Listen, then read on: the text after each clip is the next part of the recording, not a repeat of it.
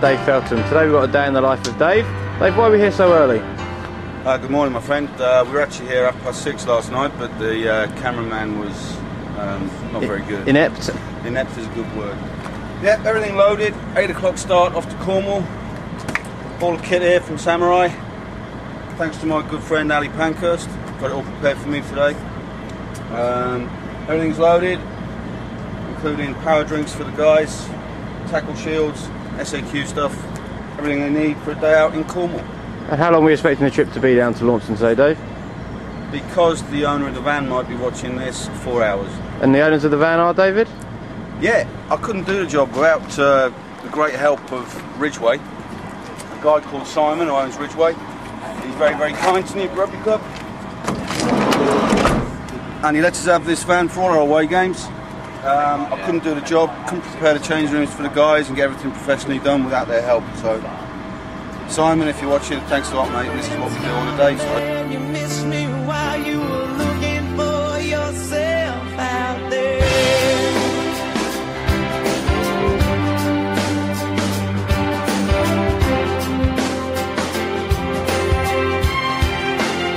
First part of the process is having the shirts hung up and getting everything I need to see how I'm going to set the change room. Right then, Chris, as you can see, most of it's in place now. Nameplates, socks, shorts.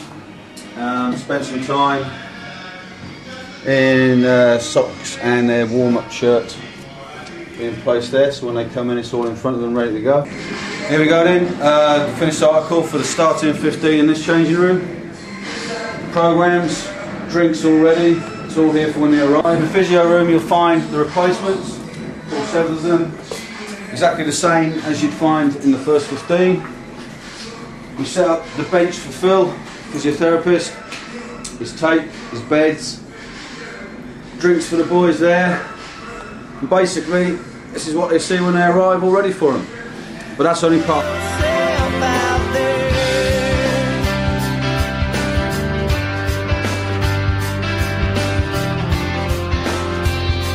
And David? Well, this is what happens. Look, the guys are here now. Everything's here for them. My job now is to do anything they want: studs, sweets, bananas, anything they want. I'll look after them until game time. So Dave, we turn now from Kitman to T-Boy, is that correct? Yeah, during the game now, players just warming up. We'll head out there in a minute to collect all the kit back in, to go back in the van. During the game now, I can speak to people, but the main job now is to get the tee on for the conversions. And is it also true you never wear a pair of trousers while going to rugby or watching a game? I've never worn a pair of trousers now. Reason? Shorts, kit men wear shorts, players are puffs.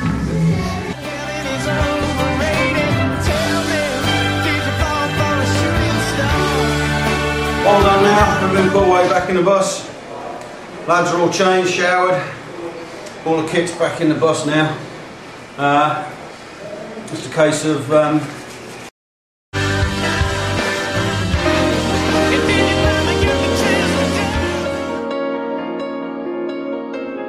Hi, and welcome to Blues TV. Here we are with Rob Faulkner. Unfortunately, we're drawing to an end now of the 2007-2008 season. But for Rob, unfortunately, he's announced that this is going to be his last season at Newbury Blues. Now, a stalwart of Newbury Blues over the last decade. Rob's got over 100 caps for the club. And I'm going to ask him a few questions now. So, Rob, the first one, your debut. My debut? Oh, it's a long time ago now. Year 2000. Against? Against Nottingham, away. Put me down upon my knees. Oh, I beg, I beg. Most how many tries you've scored in a game for Newbury Blues? That would be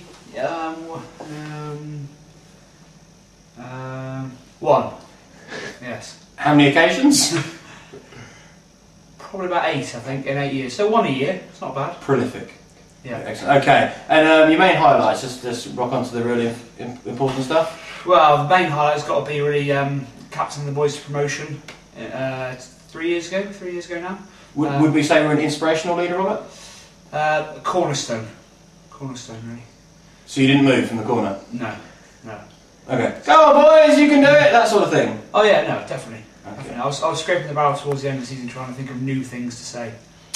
But we did it. That's the main thing. Excellent. Many congratulations. Thank you very much. Closing walls and ticking clocks, gonna come back and take you home. So what was the last book for after rugby for you, Robert?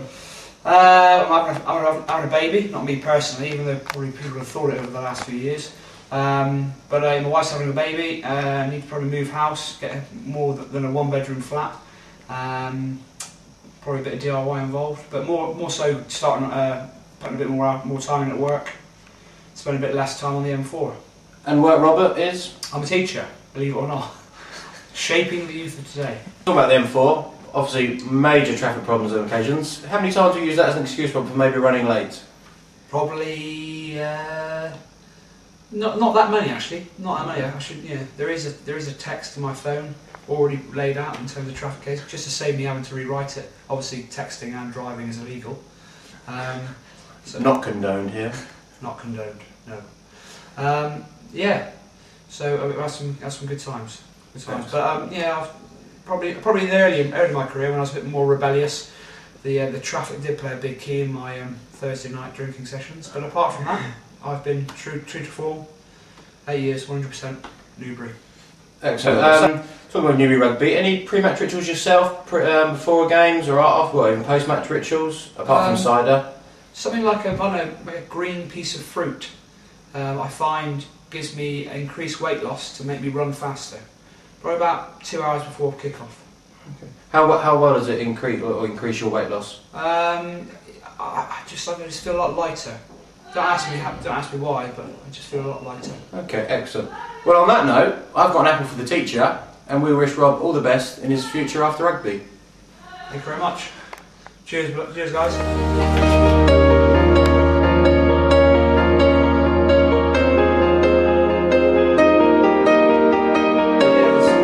Great lads, and I will miss it.